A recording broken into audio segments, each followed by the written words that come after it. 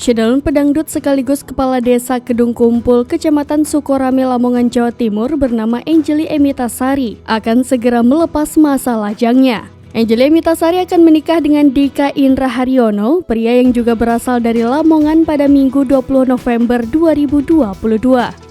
Pernikahan keduanya digelar secara besar-besaran lantaran akan berlangsung selama 4 hari pada Sabtu 19 November 2022 hingga Selasa 22 November 2022 di kampung halaman Angelie Emitasari yaitu Desa Kedung Kumpul.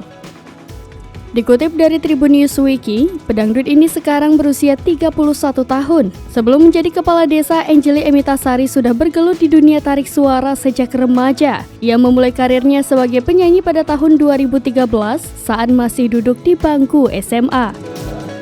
6 tahun menjadi pedangdut, Putri Nuri Anik ini maju sebagai Kepala Desa Kedung Kumpul pada 15 September 2019 atas permintaan warga. Ia berhasil menang setelah memperoleh 1.260 suara dan menyingkirkan pesaingnya Yusman dan Jujut. Di usianya yang ke-28 tahun, Angelie Emitasari resmi dilantik menjadi Kepala Desa Kedung Kumpul pada 7 November 2019. Memasuki usia 31 tahun, ia akan resmi melepas masa lajangnya dengan menikahi Dika Indra Haryono.